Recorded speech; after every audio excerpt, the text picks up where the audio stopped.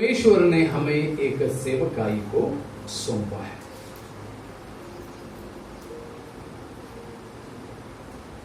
परसों शाम को हम प्रभु के दासों के साथ बात करते समय एक विशेष बात कहा था,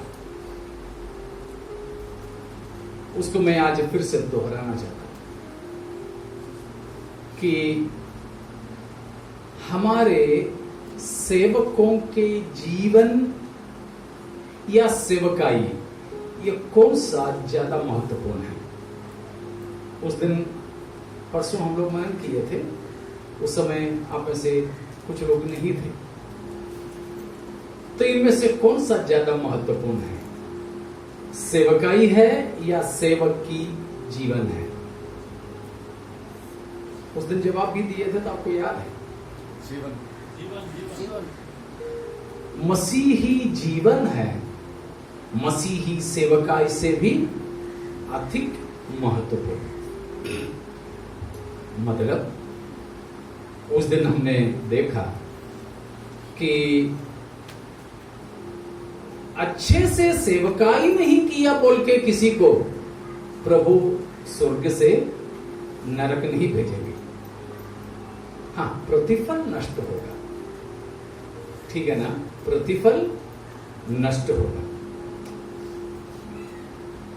समझ में आ रहा ना। मसीही जीवन में अगर असफल रहे तो स्वर्ग जाना नहीं होगा। सेवकाई में अगर असफल रहे तो स्वर्ग तो जाएंगे, लेकिन क्या नहीं मिलेगा, प्रतिफल नहीं मिलेगा।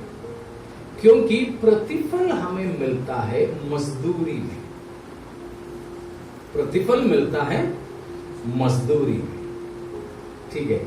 उद्धार फ्री है, उद्धार साल्वेशन फ्री है, सेत में तुम्हें है, उसके लिए हमको कुछ नहीं करना होता है। लेकिन प्रतिफल प्राप्त करना हो तो उसके लिए हमें क्या करना पड़ेगा, मेहनत करना पड़ेगा। वो मेहनत में सेवकाई भी आता है।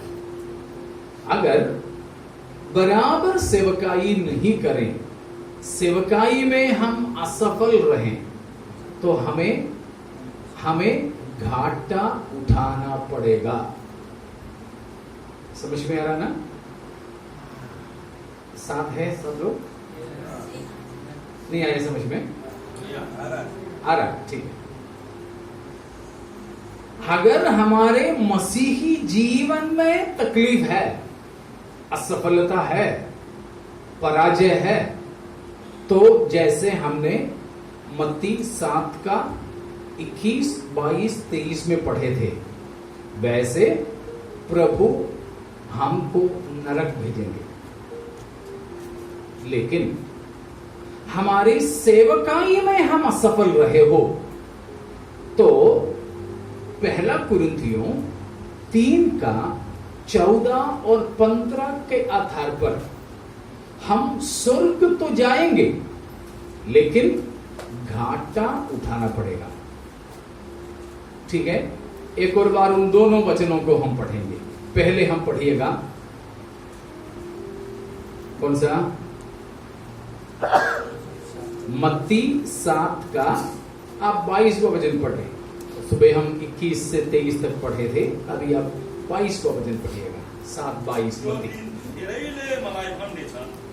प्रभु प्रभु के हामीले तपाईका नाउँमा आगमनी बोलेनौं, तपाईको नाउँमा भूतहरू धपाएनौं र तपाईको नाउँमा अनेक शक्तिशाली काम गरेनौं र।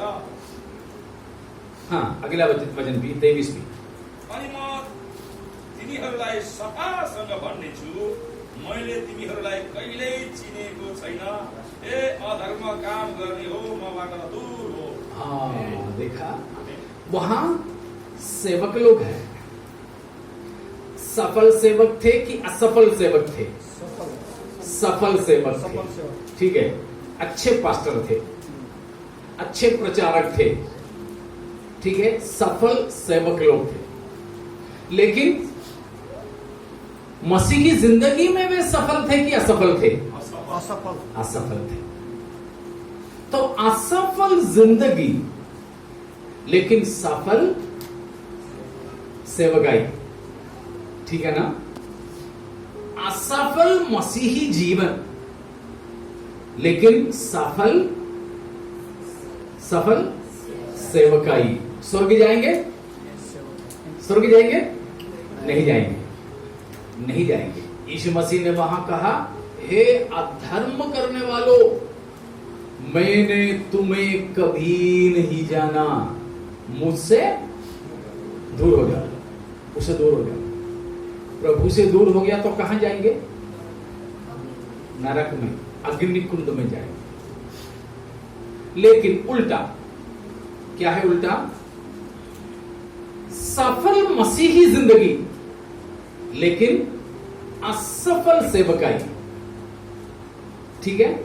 उसके लिए पढ़िए पहला कुरिन्थी 3 अध्याय का 14-15। त्यसमाथि बनाएको कुनै मानिसको काम पक्का रह्यो भने त्यसले इनाम पाउनेछ, कसैको काम जलेर नष्ट भयो भने त्यसले नोक्सानी भोग्नुपर्छ, तर त्यो आफै चाहिँ आगोबाट निस्केर राँचे झैँ पाएको छ। देखा, जिंदगी उनका कैसा था? सफल था। मसीही जीवन उनका सफल था, लेकिन सेवकाई उनका असफल था। इसीलिए उनकी मसीही सेवकाई को पूरा आग में से होकर जाना पड़ा। लेकिन जब आग में से गया तो वो सब कुछ नष्ट हो गया। लेकिन वो आदमी नष्ट हो गया नहीं, वो बच गया। लेकिन कैसे? आग से जलते जलते। अभी बात समझ में आ गए? सफल सेवकाई और असफल जिंदगी, फल अग्निकुंड। लेकिन सफल जिंदगी, असफल सेवकाई, फल प्रतिफल नष्ट होगा, घाटा उठाना पड़ेगा। जो भी हमने लगाया सब चला गया, ठीक है। वो कैसे? कुछ लोग सेवा करते हैं परमेश्वर की महिमा के लिए नहीं, जैसे अभी हमने बोला ना, परमेश्वर की प्रेम की वजह से भी नहीं है, लोगों से प्रेम करते हुए भी नहीं है। फिर और कोई नौकरी नहीं मिल रहा है तो चलो पास्टर बन जाते हैं। इंडिया में ऐसे कई सारे लोग हैं।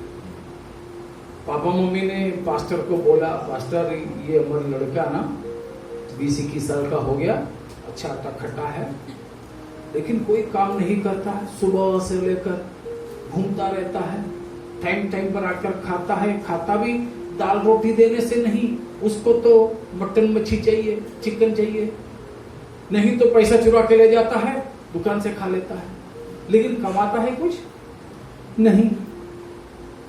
चाहे तो घूमने जाएगा, खाना खाएगा, नहीं तो सोता रहेगा, कुछ नहीं करता है।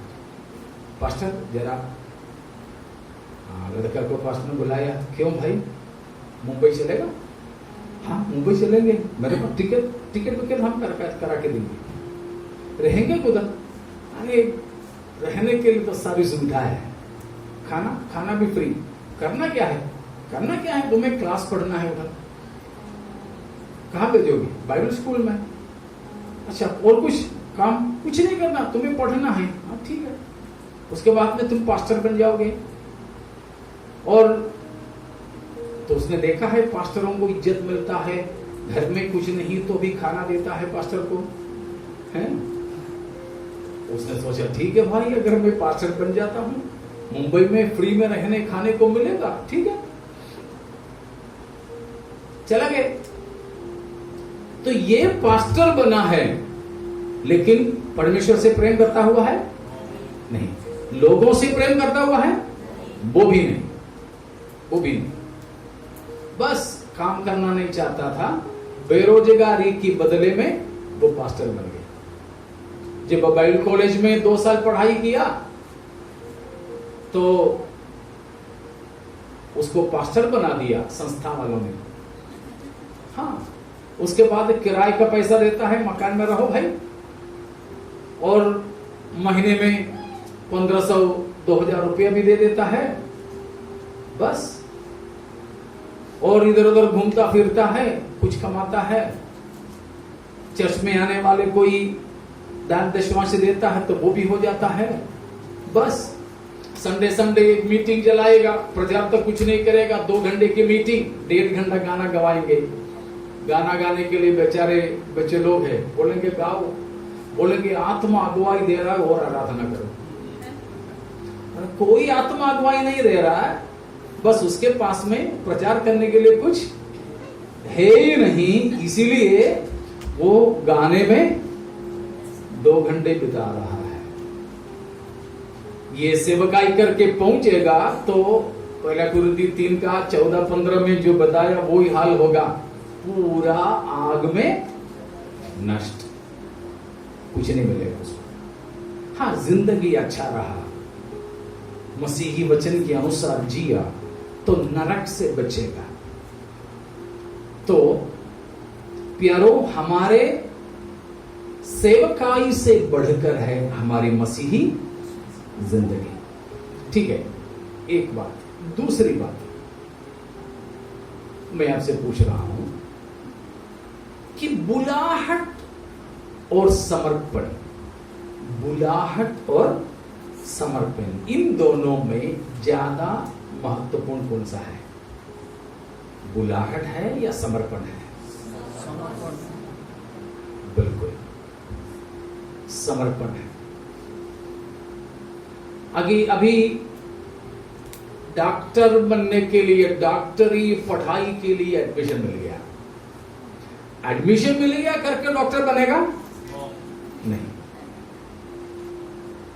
5 साल पढ़ाई करो तो भी डॉक्टर नहीं बनेगा, शायद पास भी हो जाएगा, लेकिन बराबर सुई लगाने भी नहीं आता तो कहां का डॉक्टर है? बहुत से ऐसे लोग हैं, बहुत से ऐसे लोग हैं जिनके पास में ड्राइविंग का लाइसेंस है लेकिन गाड़ी चालू करना भी नहीं आता है। बुलाहट से नहीं है काम, परंतु किससे है? समर्पण से है। हमको प्रभु ने बुलाया जरूर है, लेकिन उस बुलाहट पर ही भरोसा मत करें। उस बुलाहट के अनुसार हमारे जीवन प्रभु के लिए समर्पित भी होने पाए। ठीक है ना? समर्पण भी होना चाहिए। समर्पण क्या है? कभी भी हम पीछे ना हटे, कभी भी हम पीछे ना हटे। हमारे केरल में जो सरकारी बस है बहुत तेजी से जाती है, बहुत तेजी। उसमें भी सादा बस है, फास्ट पैसेंजर है, लिमिटेड स्टॉप है, एक्सप्रेस है, सुपर फास्ट है, सुपर एक्सप्रेस है, ऐसे अलग अलग गाड़ियां हैं। तो ये एक्सप्रेस और सुपर एक्सप्रेस वगैरह तो बिल्कुल बिजली जैसे चलती है। कहीं कहीं लेकिन छोटी छोटी पुलियाएं होती हैं रोड के बीच में, छोटी ब्रिज, उसमें एक ही गाड़ी जा सकती है। उधर से भी एक गाड़ी, इधर से भी एक गाड़ी आ जाए तो बीच में रुकेगा, एक कोई गाड़ी पीछे जाए तब भी दूसरा जा सकता है। तो ऐसा एक छोटा सा पुलिया में उस तरफ से एक हरा हरा रंग का एक्सप्रेस गाड़ी आ रही थी और इधर से एक बैलगाड़ी, बैलगाड़ी जानते हैं ना? तो ये दोनों एक ही पुलिया में, बस वाला ने ये बैलगाड़ी वाले के बोला जल्दी गाड़ी हटा, मेरा गाड़ी जाने दे। तो बैलगाड़ी वाला बोला नहीं साहब, आप पीछे लो, मुझे जाने दो। बोला ये बैलगाड़ी वाला बोल रहा है कि सरकारी एक्सप्रेस गाड़ी वाले को कि तू हट, मैं जाऊं।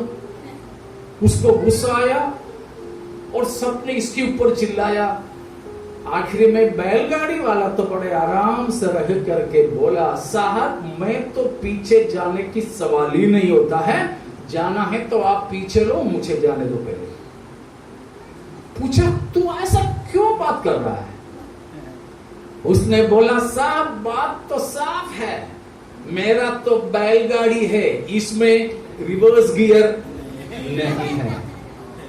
ये मेरे गाड़ी तो केवल आगे ही जा सकते हैं, पीछे नहीं जाएगा। आपकी गाड़ी में रिवर्स गियर है, पीछे लो, मुझे जाने दो।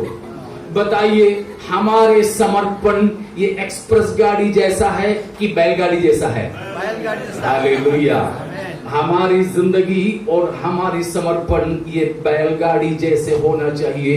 यीशु मसीह के लिए हमने हमारे जीवन को समर्पण किया, किसी भी हाल में पीछे नहीं हटेंगे। हालेलुया। यीशु मसीह ने इसीलिए कहा, जो हल पर हाथ रखने के बाद पीछे मुड़ने वाला मेरे लायक नहीं है। तो प्यारो, प्रभु ने हमें बुलाया हो सही है, लेकिन हमने समर्पण नहीं किया है तो हमारी जिंदगी और सेवकाई असफल हो जाएंगे। तो हमारे जीवन में सबसे मुख्य चीज बुलाहट से बढ़ करके क्या है? समर्पण है। ठीक है ना? समर्पण में कई बार पास्टर और पत्नी बराबर नहीं होती है कई परिवारों में। उसका कारण तो बहुत है। कुछ लोग हैं शादी होने के बाद पास्टर बने, तो पत्नी बोलती है मैंने पास्टर से शादी नहीं किया।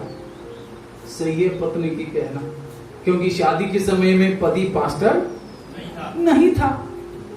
इसीलिए वो बोलती है मुझे पास्टर पति नहीं है, मुझे पुराना पति चाहिए।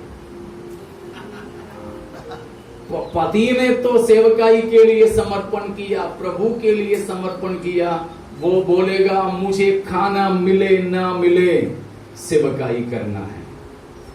शायद वो सेवकाई में निकला तो घरवाला ने उनको त्याग दिया, बाप का हिस्सा भी नहीं दिया।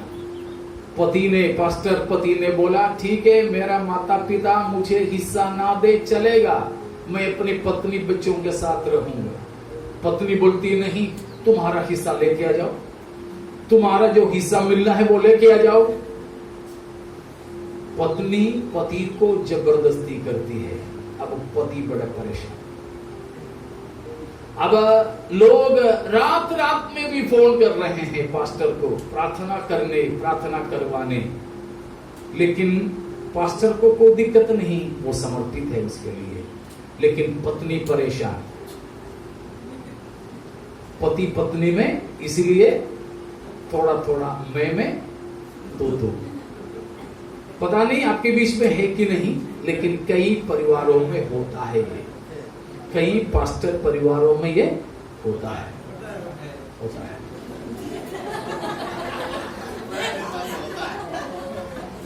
होता जरूर है, जरूर है। कुछ पत्नी लोग ऐसे उस्ताद लोग हैं कि मन ही मन में रखती है, लेकिन बाहर नहीं बोलती है वो। मन में रख करके सब्जी में शायद नमक ज्यादा डाल देती है, नहीं तो मिर्ची ज्यादा डाल देती है। हाँ, गुस्सा ऐसा उतार देती है पत्नी। ऐसी पत्नियां भी हैं। कुछ लोग हैं भोले होकर के सामने सामने बोल देती हैं। जो भी हो, पति पत्नी में समर्पण के विषय में तालमेल होना बहुत जरूरी है। हो सकता है मेरी बहनों, आपकी शादी के बाद ही आपकी पति ने सेवकाई के लिए समर्पण की हो, लेकिन आपको अपने पति के साथ देना है, क्योंकि आपकी पति ने गलत रास्ता को नहीं चुना है। शादी के बाद है, ठीक है, शादी करते समय ऐसे कुछ नहीं था, बात सही है, लेकिन अभी उन्होंने चुना हुआ रास्ता परमेश्वर की रास्ता है। अगर मानो आपकी पति नौकरी करना भी छोड़ दिया, इसलिए पैसा मिलना कम हो गया, लेकिन आपकी पति दिन रात समय लगाकर आत्माओं को जीतने की कोशिश कर रहा है। पैसा नहीं मिल रहा उस वक्त, लेकिन किसको जीत पा रहा है? आत्माओं को। बताइए, एक आत्मा आपके पति ने जीता है तो क्या क्या कमाया उन्होंने? एक आत्मा का कीमत कितना है? एक आत्मा का कीमत सारे जगत से भी ज्यादा है। समझ में आ रहा ना? एक आत्मा को आपकी पति ने आपकी सहयोग से जीता तो उस एक आत्मा का कीमत सारे संसार से भी बढ़कर है।